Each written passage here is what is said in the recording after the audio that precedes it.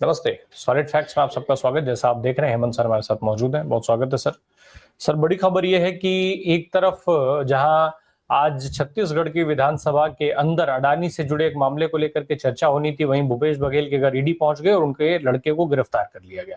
दूसरी तरफ देश की सबसे बड़ी पार्टी कांग्रेस के नेतृत्वकर्ता जो लोग हैं, उनको किस तरीके से हैरेस किया जा रहा है कि आज पहली बार राहुल गांधी जो है वो अपने बहनोई, अपने जीजा रॉबर्ट वाड्रा के पक्ष में उन्होंने एक ट्वीट किया, जिसमें उन्होंने ये लिखा कि किस तरीके से पिछले 10 सालों से सरकार, केंद्र की भारतीय जनता पार्टी सरकार, मोदी सरकार जो है वो रॉबर्ट वाड्रा, प्रियंका वाड्रा और उनके बच्चों तक को तंग कर रही है। ये राहुल गांधी ने पहली बार किया। अमूमन अभी तक राहुल गांधी कभी इस तरीके के ट्वीट करते हुए नहीं देखे गए या ऐसे मुद्दों को उठाते हुए नहीं देखे गए। पहली बार ऐसा हो रहा है।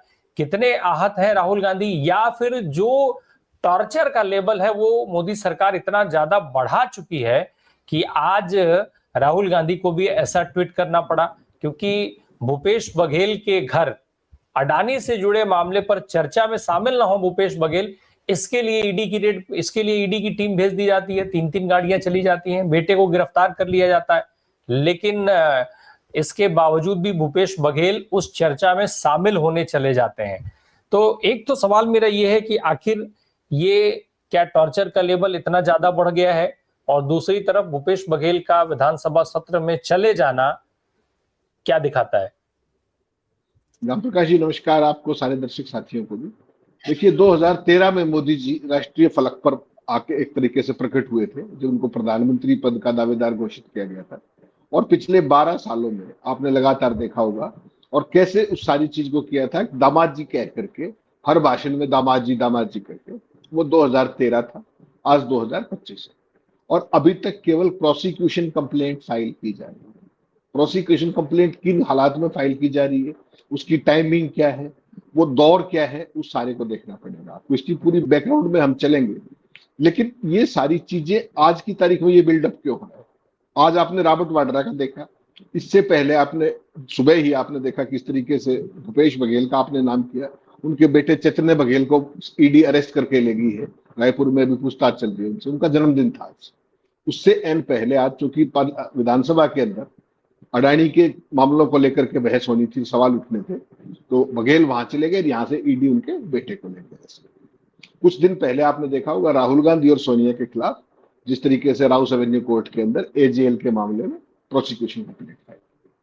तो ये एक बिल्डअप है जो पार्लियामेंट का आने वाला सोमवार से सेशन है, मानसून का सेशन, उसके लिए एक खास तरह का बिल्डअप है, ताकि जब वो आपके राष्ट्रवाद को एक्सपोज करेंगे, जब आपके वो सेना प्रेम को एक्सपोज करेंगे, जब आपके विदेशों के डंके को एक्सपोज करेंगे, तो आपके पास जवाब नहीं होगा तो कम से कम भ्रष्टाचार, जिसको आप एक नए रूप में रीब्रांड कर रहे हैं पिछले 12 साल से, उसका एक कवर अप लेकर के उनके ऊपर वापस अटैक कर सके। एक सिंपल सी ये बीजेपी का एसओपी हो गया है। अब ये देश में कोई बहुत महान और नई बात नहीं। आपने देखा जिस तरीके से सोनिया गांधी राहुल गांधी के खिलाफ एजेएल के केस में वो सारा चल रहा है, प्रोसिक्यूशन का मामला। मेरा आपसे एक साधारण सवाल है दर्शकों से, अगर इन 12 सालों में गांधी परिवार के खिलाफ एक नए रुपए का इनके पास कोई भी उस तरह की चीज होती बेईमानी की, आपको क्या लगता है वो सड़क पर घूम रहे होते?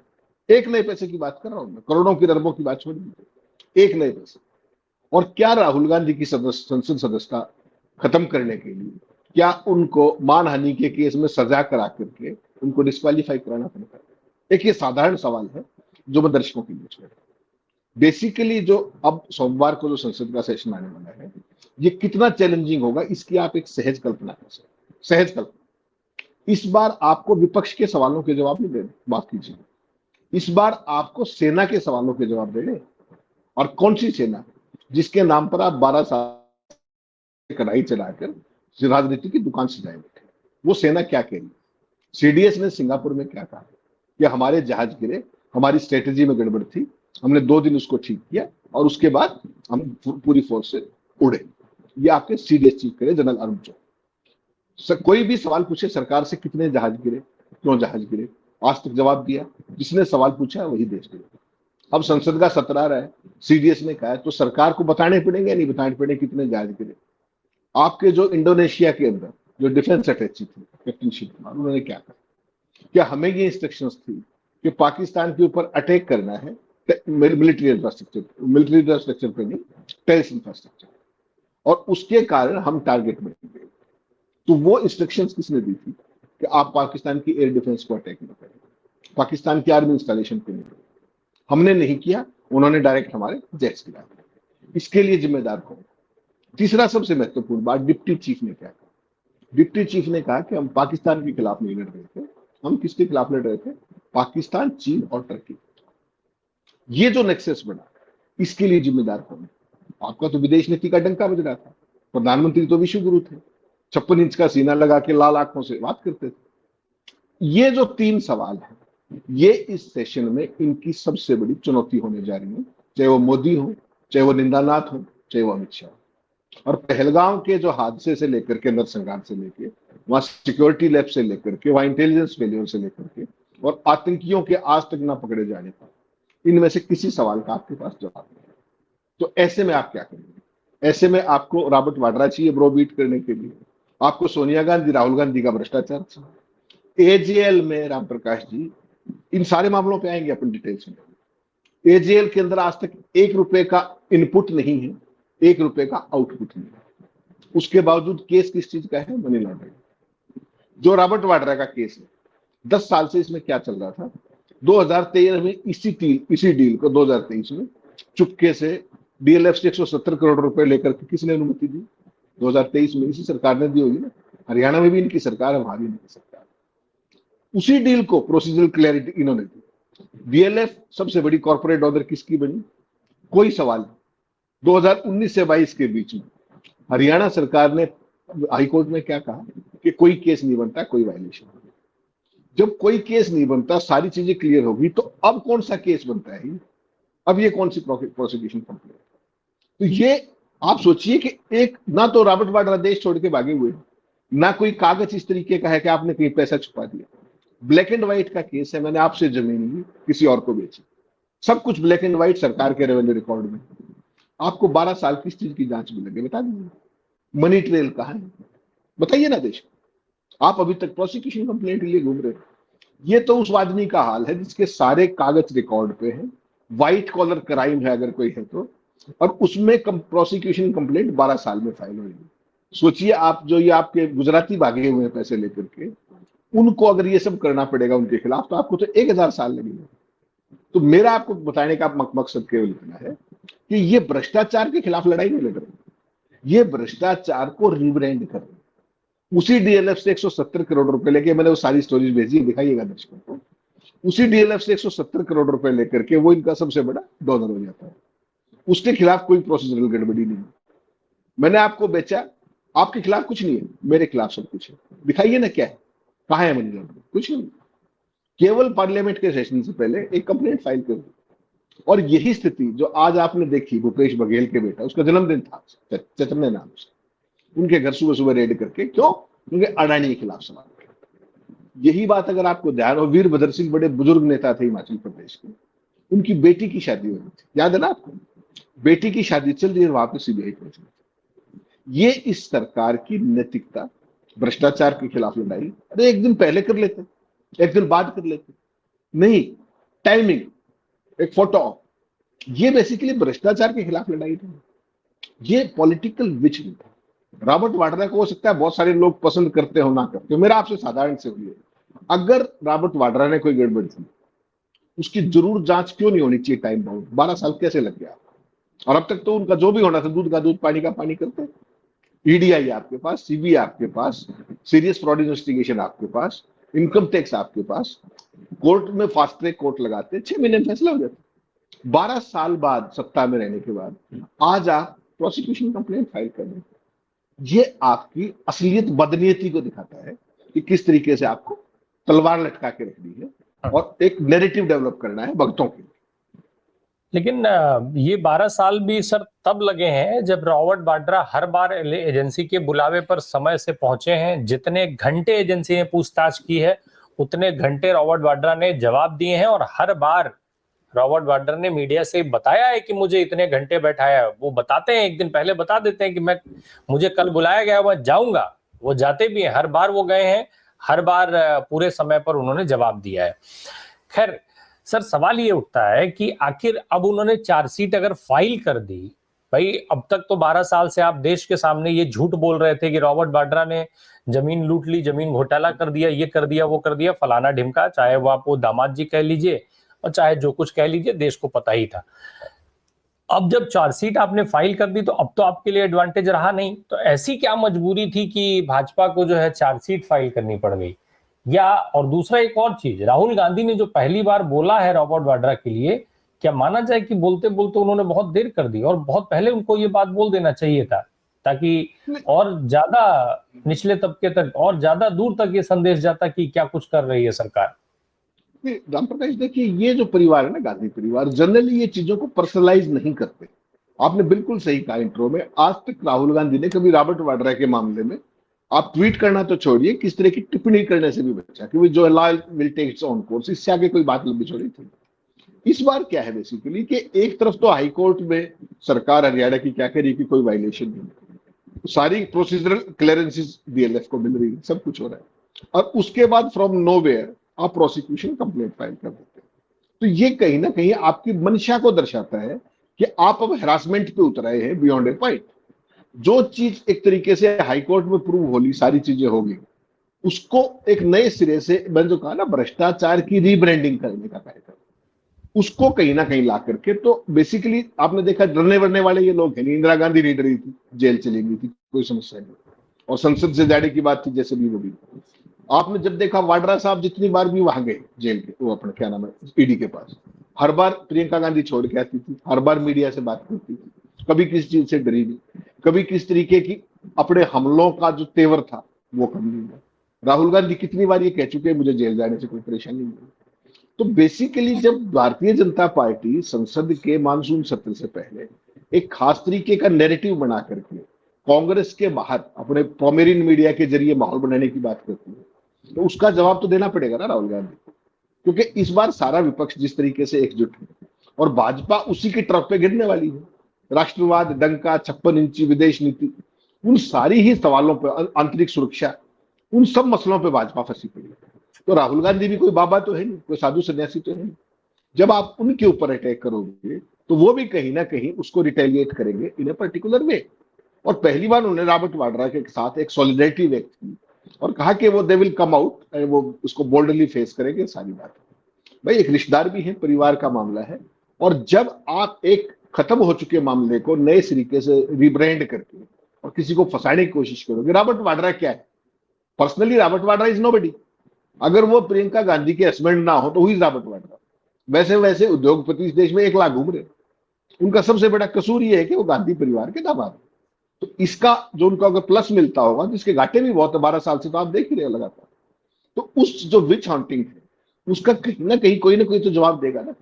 तो राहुल गांधी ने पहली बार उनके साथ सॉलिडारिटी व्यक्त की, और उनसे ज्यादा प्रियंका के साथ व्यक्त की, क्योंकि प्रियंका पॉलिटिक्स में आ चुकी है। और राहुल से ज्यादा अगर बीजेपी किसी से डरती है तो प्रियंका से डरती है। कारण क्या है कि प्रियंका उन्हीं की भाषा में, उन्हीं के तेवर और कलेवर से, उसी फोर्स के साथ मोदी जी की आंखों में आंख डाल करके जो बात करती है, वो उसके बाद उनके पास सवाल नहीं बचता। राहुल को तो मॉक करते हैं, राहुल का तो मजाक उड़ाते हैं। प्रियंका गांधी का जो तेवर है, जो उनका कंटेंट होता है, जिस तरीके से वो हिट करती है, उसके बाद तो भाजपा के पास भागने की जगह नहीं बचती ना। तो अब जब प्रियंका गांधी हर चीज में राहुल के साथ कंधे से कंधा मिला के पार्टी लाइन पर वो सारी चीजें करती है, तो पहली बार राहुल को भी ये लगा कि यार इनके साथ हमें एक सार्वजनिक तौर पे एक सॉलिडेरिटी दिखानी चाहिए। और वही आपने आज देखा। अगर ये पार्लियामेंट का सेशन ना रहा होता तो आप मान के चलिएगा कि राहुल गांधी उस पर रिएक्ट नहीं करते, रूटीन की चीज चलता रहता है। सोनिया गांधी और अपने राहुल गांधी के खिलाफ अभी आपने देखा एचएएल के केस में, इसमें जो था एजेएल के केस में, उसमें प्रोसिक्यूशन कंप्लेंट ऐसे ही फाइल हुई, प्रियंका ने रिएक्ट नहीं किया, रूटीन की चीजें करते रहिए आप, ये कोई फर्क नहीं पड़ता। लेकिन जिस तरीके से इतनी बार इनको ईडी के सामने बुलाया गया, पहले केस, ये केस, सारे कागज दे दिए, दोबारा दे दिए, 3 बार दे दिए, और उसके बाद वही सारी, तो अपने आप में रॉबर्ट वाड्रा कुछ नहीं है। वो गांधी परिवार के साथ जो उनका जुड़ाव है, वही उनके लिए कहीं ना कहीं आज लाइबिलिटी से हो रहा है। तभी राहुल गांधी को मैदान में आना पड़ा। अच्छा, वो बयान देते ना देते उससे कोई बहुत फर्क नहीं पड़ता, लेकिन अगर राहुल बयान ना देते तो बीजेपी रॉबर्ट को दूसरे तरीके से गिरती। अब उन्होंने बयान दे दिया, अब बीजेपी दूसरे तरीके से घेरी। बीजेपी का जो काम है आईटी सेल का, भगत सेना का, वो अपने पोमेरियन मीडिया का, वो भौंक रहे हैं अपने हिसाब से। तथ्य लेकिन नहीं, मेरिट नहीं कहीं पर। ये सर, समस्या है कि कोई ये मेरिट नहीं। जो ट्वीट है राहुल गांधी का, उसमें कहीं ऐसा नहीं लग रहा है, कहीं वो दर्द नहीं दिख रहा है कि वो रॉबर्ट वाड्रा और प्रियंका गांधी वाड्रा से को तंग करने से ज्यादा दुखी उनके बच्चों को शामिल किए जाने से है, उनके बच्चों तक को टारगेट किया जा रहा है। शायद यही वजह रही कि उन्होंने अपने संसदीय क्षेत्र रायबरेली का दौरा कैंसिल करके और अपनी बहन के संसदीय क्षेत्र पहुंच गए हैं। नहीं तो यही सब चीजें तो भाजपा करते, they always hit below the belt. Bharatiya Janata party से अगर आप किसी नैतिकता की बात करोगे तो नैतिकता केवल उनके भाषणों में है। चाल चरित्र और चेहरा और संस्कार, कहीं भी आपको दिखता है कि ये पॉलिटिकल पार्टी कहीं भी कोई संस्कारों पर कहीं खरी उतरती है क्या? प्रधानमंत्री से लेकर के तमाम इनके जितने दिग्गज हैं सो पाए, किसी की भाषा देख लीजिए, किसी के शब्द देख लीजिए, गाली गलौज से लेकर के हर वो चीज जो कभी सत्ता के लोगों को नहीं करनी चाहिए थी, वो सारा ये लोग लगातार करते हैं। उसके बावजूद भी इन्होंने अपना एक खास इकोसिस्टम डेवलप कर लिया। वो मीडिया केवल इन्हीं की लाइन को लेगा, हर चीज को, बड़े से बड़े फेल्योर को, बड़े से बड़े डिजास्टर को उसको मास्टर स्ट्रोक बताएगा। इनके हर शब्द को 56 इंची मोदी, मोदी की चुनौती, मोदी की चेतावनी, मोदी का ये एक बेसिकली एक खास तरह की नई शब्दकोश डेवलप किया है, एक नई शब्दावली बना दी है भारतीय नागरिक। और उस सारे के अंदर अपोजिशन की स्पेस की पॉलिटिक्स छोड़ी ही नहीं। आज आप देखिएगा चैतन्य को लेकर के जो कवरेज आएगी, उसको आज ही डकैत घोषित कर दिया जाएगा, ऐसे ही वाड्रा को। और जो डीएलएफ थी, डीएलएफ के साथ कुछ नहीं। क्यों? क्योंकि 170 करोड़ रुपए का पॉलिटिकल डोनेशन आ गया। रिकॉर्ड की बात है, मैंने खबर भी भेजी, आप दिखाइएगा दर्शकों। तो उसी केस के अंदर आपको क्लीन चिट और मैं दोषी, और 12 साल के बाद कोई इनसे ये पूछ ले कि अगर रॉबर्ट वाड्रा इतने बड़े दोषी थे तो उस जांच में 12 साल क्यों लगे? सारे बैंक के ट्रांजैक्शन होने चाहिए, रेवेन्यू डिपार्टमेंट का रिकॉर्ड है, कितनी देर का काम था। जो वायलेशन हुई है लिस्ट कर लीजिए, शाम को केस फाइल कर दीजिए, फास्ट ट्रैक कोर्ट में केस चलाइए। क्यों नहीं किया आपने? क्योंकि आपको केस नहीं चलाना है, आपको नैरेटिव चलाना है, आपको किसी को बदनाम करना है, आपको राजनीति की कढ़ाई चलानी, दैट्स ऑल। और यही चीज बेसिकली आप हर चीज में देखेंगे कि किसी भी चीज को उसके कल्मिनेशन पे नहीं जानेंगे। कोई भी मसला हो उसको ऐसे ही घसीट के रखेंगे, और जब भी कोई मौका आएगा, वो टोपी में से कबूतर निकालता ना जादूगर, वही मोदी जी की राजनीति है कि कोई मौका आए तो टोपी उतारो, अरे कबूतर उड़ा दो, तो देश कबूतर देखने लग जाए। ये सारे का सारा एक खास तरीके का एसओपी डेवलप किया है। इसके अलावा 12 साल का, 11 साल का, अगर आपका कुछ नेट टेक अवे हो तो आप बता दीजिए। You are such a serious man, हर जगह यही सब मिलेगा आपको। नहीं तो इससे इससे संसद सत्र के अंदर जो जवाबदेही होनी है या जो सवाल पूछे जाने हैं वो खत्म हो जाएंगे। इससे सरकार बच जाएगी कि ऑपरेशन सिंदूर में अगर आप, जब हमारी सेना आगे बढ़ रही थी, वो छाती पर तलवार तानने को तैयार थी, वो भाला वहां पर चुभाने को तैयार थी, तो फिर आपने सीज फायर क्यों किया? क्या ये सवाल नहीं पूछा जाएगा? पहलगाम में अगर 26 निर्दोष नागरिकों की हत्या कर दी जाती है और सरकार उसमें से एक सिंगल आतंकवादी को पकड़ नहीं पाती है, और उस पर सवाल नहीं पूछा जाएगा? आपका विदेश मंत्री सामने आकर के मीडिया में ये बयान दे देता है कि हमने हमले से पहले पाकिस्तान को जानकारी दे दी थी कि हम हमला करने जा रहे हैं, ये सवाल नहीं उठाया जाएगा? ये सारे सवाल खत्म हो जाएंगे। ट्रंप बार बार 20 बार कह चुके कि सीज फायर उन्होंने ट्रेड के दबाव में करवाया, आपकी गर्दन पकड़ करके करवाया, ये सवाल खत्म हो जाएगा। राम प्रकाश जी, इन सवालों को बाईपास करने के लिए जैसे ही कांग्रेस पार्टी या विपक्ष खड़ा होगा, उससे पहले भ्रष्टाचार, रॉबर्ट वाड्रा, सोनिया गांधी, एजेएल, इसके जरिए जो पोमेरियन मीडिया है उसके जरिए अगले 2 दिन में आप देखेंगे, 20 तारीख की रात तक, 21 तारीख तक लगातार एक बिल्डअप क्रिएट किया जाएगा फर्जी खबरों, फर्जी नैरेटिव के जरिए। और उसमें देश को ये लगेगा कि यार ये पहलगाम तो पुरानी बातें होंगी, असली बात है कि रॉबर्ट वाड्रा ने लूट लिया, एजेएल के जरिए ये कर लिया, एजेएल में इतने पैसे थे। कोई इन भले लोगों से पूछे एजेएल के अंदर कोई 100 रुपए की इनकम हुई है क्या? 100 रुपए उसमें से किसी ने निकाले हैं क्या? 100 रुपए कहीं इधर से उधर किए हैं क्या? कोई सवाल नहीं पूछने वाला। सिंपल क्या होगा, रॉबर्ट वाड्रा इतने खा गए, 1 लाख का खाता था, 7.5 करोड़ की जमीन ली, 52 करोड़ में बेच दी, इतने का मुनाफा हो। अगर वो चीज थी तो डीएलएफ को भी तो साथ लपेटो, बाकी भी तो लोग होंगे। 12 साल कहां से लगे? लेकिन वो एक अल्टरनेट खड़ा करना है, अल्टरनेट पैरेलल नैरेटिव खड़ा करना है पोमेरियन मीडिया के जरिए, वो हुआ करेंगे। आपको पता है चेयर का क्या रुख रहता है? आपको जानकर हैरानी होगी, पिछले 2 साल में विपक्ष ने जितने भी मुद्दों पर कॉलिंग अटेंशन मोशन या स्पेशल डिस्कशन की बात की है, आज तक चेयर ने एक भी मसले पर अलाउ नहीं किया, दोनों सदनों में। सोच करके देखिएगा। लेकिन यहां समस्या दूसरी रहा है, सेशन तो महीने भर का है, लेकिन वर्किंग डे 21 होंगे, स्पेशल डिस्कशन नहीं होने देंगे। जो भी आप अपील और वो एप्लीकेशन लगाओगे, calling attention motion special mention, कुछ भी नहीं होने देंगे। उसमें फिर क्या होगा कि 21 घंटे कम से कम हर रोज, आपको पता है दोनों सदनों के अंदर 11 से 12 प्रश्नकाल। तो प्रश्नकाल में तो सारे सवाल आएंगे ना।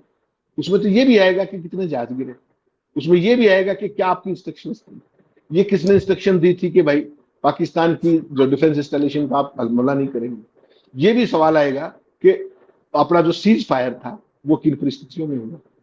ये सारी चीजें आएंगी, तो आप उनका जवाब देंगे या नहीं देंगे, या प्रश्नकाल भी चलने देंगे या नहीं देंगे।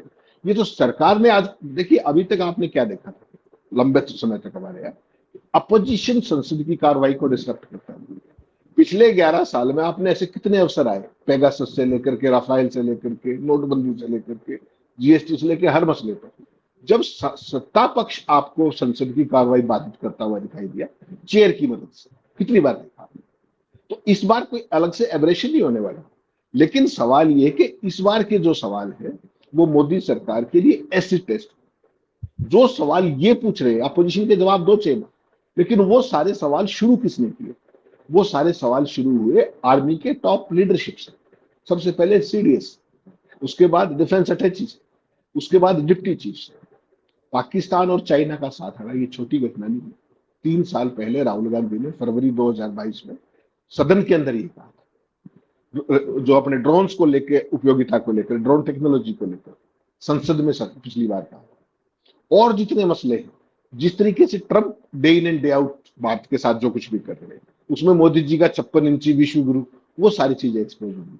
और जो आपने बड़ी महत्वपूर्ण बात कही कि जो जयशंकर ने ये कहा कि हमने पहले बता दिया था कि हम आपके टेररिस्ट इंफ्रास्ट्रक्चर को टारगेट करने वाले, तो इसकी जिम्मेदारी किसकी है कि जयशंकर ने उनको बताया क्यों, और हमारे 5 जहाज गिरे कैसे, और वो जहाज कौन से थे, और वो इंस्ट्रक्शन किसने दी थी कि पाकिस्तान की डिफेंस इंस्टॉलेशन को टारगेट नहीं करना। मोदी जी क्या प्रचार कर रहे हैं, आपने ध्यान से याद रखिएगा। मोदी जी जहां भी सिंदूर यात्रा निकालने जाते थे, फोटो सेशन और सारी चीजें, उसमें क्या कहते थे कि सेना को खुले हाथ दे दिए हमने। यही कहा ना सब जगह, पूरी भाजपा सेना को खुले हाथ दे दिए। और डिफेंस अटैची क्या कह रहा है कि हमें स्टैंडिंग इंस्ट्रक्शन थी कि डिफेंस इंस्टॉलेशन और एयर डिफेंस को टारगेट नहीं करना। इसी के कारण तो 5 जहाज गिरे आपके, या कोई और कारण था? आप ना तो 5 जहाज स्वीकार करने को तैयार, और ना इन इंस्ट्रक्शंस के लिए तैयार, ना आप ये बात मानने के लिए तैयार जो ट्रंप कह रहा है। 22 बार वो आदमी ये कह चुका कि मैंने ट्रेड के लिए। तो भारत के लिए देश की संप्रभुता से बड़ा ट्रंप का व्यापार हो गया है क्या? आप तो सबसे बड़े राष्ट्रवादी हो। 100 साल से आपने हिंदू मुस्लिम और राष्ट्रवाद के खिलाफ बेचा क्या है देश में, बता दीजिए जरा। और आपका नेट अचीवमेंट क्या है? मोदी जी जवाब देंगे क्या सदन में खड़ा होकर इसका? तो जो आप कह रहे हो ना, रॉबर्ट वाड्रा, बघेल और ये सारी चीजें, ये उसका कवर अप है। और आपको पता है चुनाव आयोग हो चाहे जांच एजेंसियां, वो मोदी सरकार की कहीं ना कहीं एलाइज, वो उनकी एजेंसियां नहीं, वो संवैधानिक देश संस्थाएं नहीं। देश के लोगों को इससे फर्क पड़ेगा? नहीं, देश के लोगों को फर्क नहीं पड़ रहा, तभी तो इतना ब्लैटेंटली करते जा रहे हैं राम प्रकाश जी। देश के लोगों को तो इस बात का भी फर्क नहीं पड़ रहा। बिहार में कितने चुनाव आयुक्तों ने ये कह दिया पूर्व में कि जो कुछ हो रहा है ये 100% गलत हो रहा है, अन्याय हो रहा है। उसके बावजूद सरकार ने मान लिया क्या? उसके बाद आपके चुनाव आयोग ने मान लिया, सुप्रीम कोर्ट ने मान लिया, और क्या लोग सड़कों पे आ गए? जो लोग अपने मताधिकार की रक्षा के लिए सड़कों पर नहीं आ गए, तो आप क्या सोच रहे हो, कोई क्रांति कर देंगे? ये गलतफहमी छोड़ दीजिए। ये बेसिकली क्या है कि इस देश के अंदर भगत सिंह सबको चाहिए, लेकिन राम प्रकाश राय के घर में चाहिए, हेमंत त्रिवे के घर में भगत सिंह नहीं चाहिए। मुझे तो कमाऊ पूछ चाहिए, शहीद आपका बेटा होना चाहिए। ये देश के अंदर एक नोशन जो बहुत पुरानी थी, उसको नए सिरे से RSS, BJP, IT cell, ecosystem, Bhagat Singh, वो मिलकर के उसको एनकेश कर रहे हैं। उस सो कॉल्ड कायरता का जो कहीं ना कहीं कंटेंट है, उसको दबा करके, डरा करके।